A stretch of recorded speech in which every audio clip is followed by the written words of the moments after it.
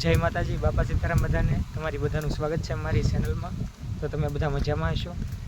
તો આજે આપણે જવાનું છે ભાવનગર, કારણ કે હું જો તૈયાર થઈ ગયો છું ભાવનગર જવા માટે, અને આપણે કપડાં પેકિંગ કરીને હવે આપણે નીકળી ગયા છીએ ભાવનગર જવા માટે.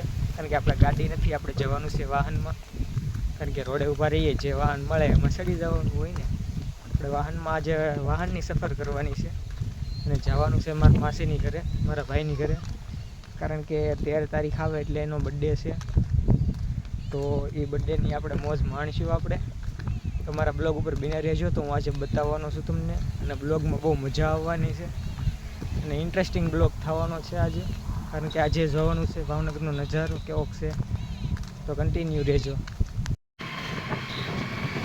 તો આપણે ભાવનગર જવા માટે નીકળી ગયા, અને બસ મળે બગદાણાથી, તો આપણે બગદાણા જવું પડશે.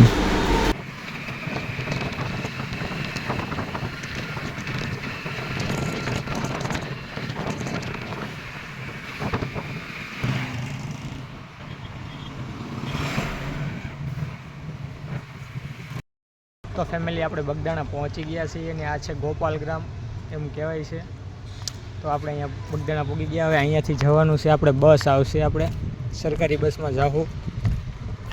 સરકારી બસ આવે ત્યાં સુધી આપણે અહીંયા આટો પાટો મારી.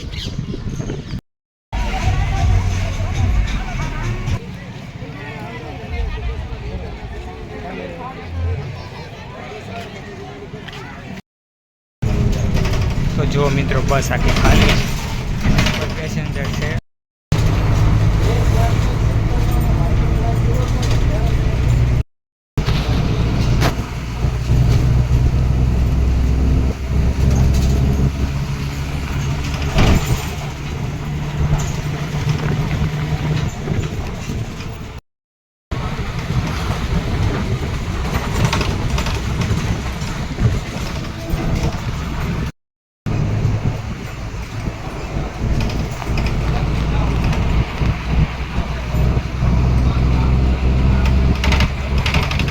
આજે આવવા જઈ રહ્યું છે મિત્રો.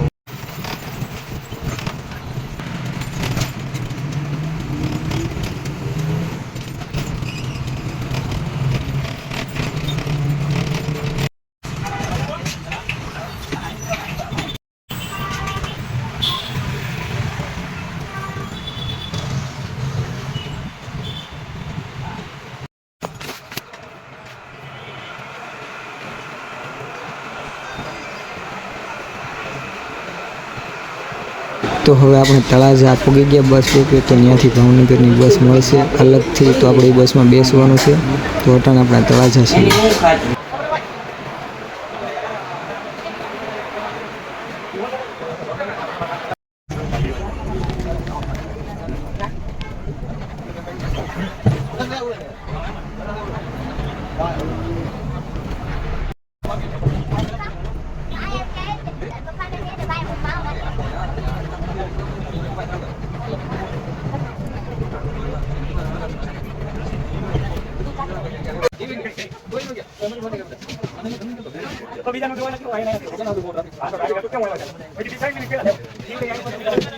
તો હવે આપણે ભાવનગર પહોંચી ગયા, અને આવે છે મારા માસીનો દીકરો લેવા મને.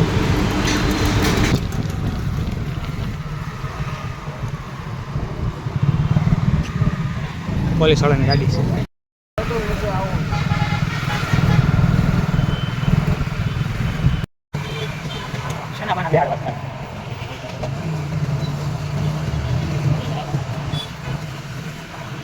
તો મેં તમને જે વાત કરી હતી મેલડીમાં જવાની, તો આપણે શું કહેવાય મેલડીમાં પણ જવાનું છે. તો આપણે જો નીકળીએ મેલડીમાં તરફ, ટાણે કુંભારવાળા વાળો રોડ છે.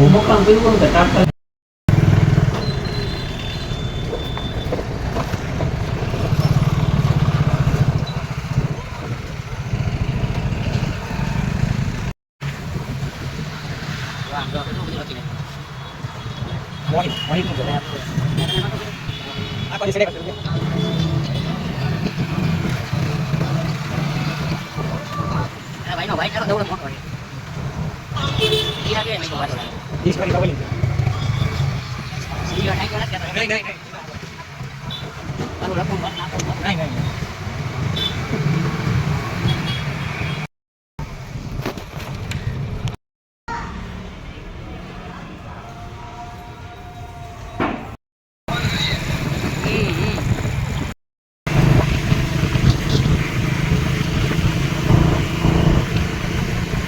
તો હવે આપણે મેરડીમાં પહોંચી ગયા.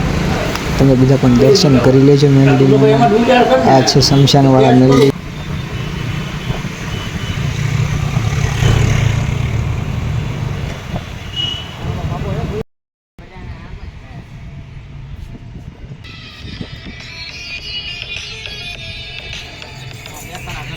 ફેમિલી, આજનો બ્લોગ અમારો તમને કેવો લાગ્યો? કારણ કે આ તો આખો ટ્રાવેલમાં જ ગયો.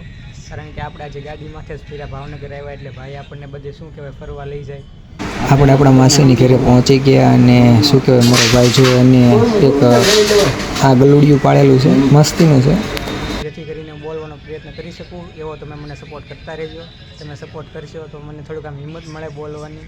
કારણ કે અત્યારે તો હું હાવ શું કહેવાય, મારું તો કાંઈ એટલું બધું હાલે નહીં અને વિડીયો ઉતારું એટલો બધો કાંઈ મહત્ત્વનો પણ નથી.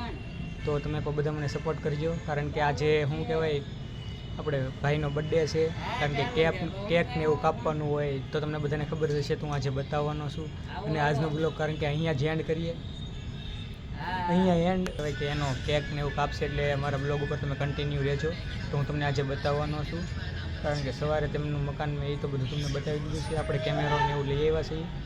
કારણ કે અહીંયા બર્થડે બધા બહુ અલગ રીતે ઉજવે. કારણ કે ગામડામાં તો બહુ કંઈ ખબર ન પડે બર્થડેમાં શું છે, ચોકલેટો વેચી દેતા હોય. પણ અહીંયા શું કહેવાય કે ગામ કરતાં સિટીમાં બર્થડેનું મહત્ત્વ વધારે હોય. તો તમે પણ મને કોમેન્ટ કરીને કહેજો તો તમે ક્યાંથી મારો આ બ્લોગ જોઈ રહ્યા છો, તો મને પણ ખબર પડે કે મારા બ્લોગ અહીંયા સુધી જોવાય છે. કારણ કે શું કહેવાય કે મને ખૂબ આમ આનંદ આવે અને મને પણ વિડીયો બનાવવાની થોડીક આમ હિંમત મળે. તો તમે પણ બધા મને સપોર્ટ કરતા રહેજો. તો હવે આપણે શું કહેવાય કે આપણે જાશું ત્યારે તમને હું બતાવીશ. તો બિના રહેજો બ્લોગ ઉપર.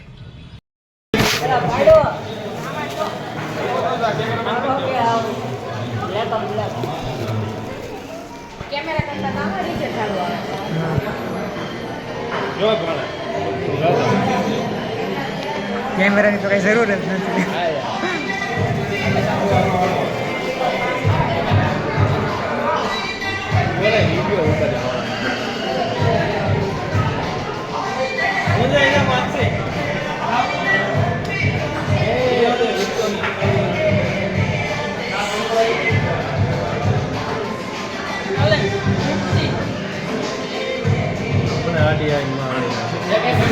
તો હવે આપણે ધ ગ્રેટ હોટલ છે જે ભાવનગરની બહાર આવેલી છે, તો આપણે અહીંયા ગયા હતા. આજે જો કેક ને બધી તૈયારી ચાલી રહી છે જોરદાર.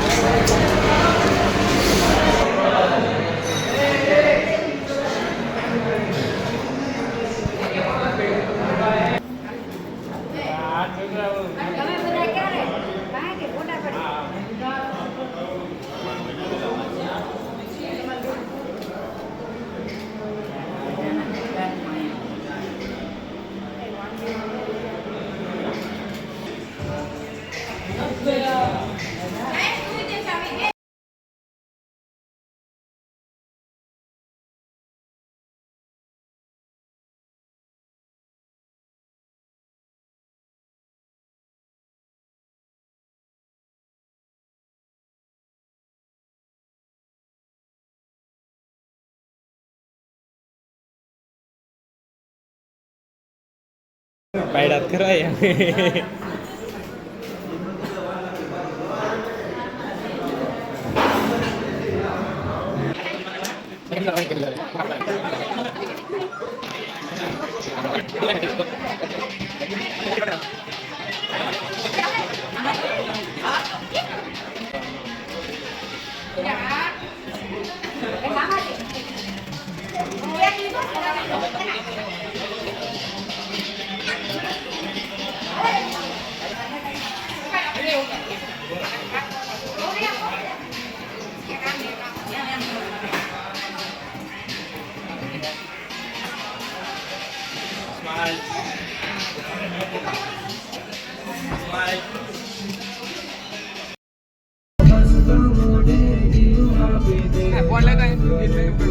તો ફેમિલી, આજનો મારો બ્લોગ તમને કેવો લાગ્યો? જો સારો લાગ્યો હોય તો લાઈક કરજો. ચેનલ ઉપર નવા હો તો ચેનલને સબસ્ક્રાઈબ કરી દેજો અને એક સરસ મજાનું કોમેન્ટ કરી દેજો કે જેથી કરીને મને તો બર્થડેમાં ખૂબ આનંદ આવ્યો અને શું કહેવાય કે 4 વ્હીલર નીકળી ગયા ફરવા. ત્યાં સુધી બાય બાય, આવજો.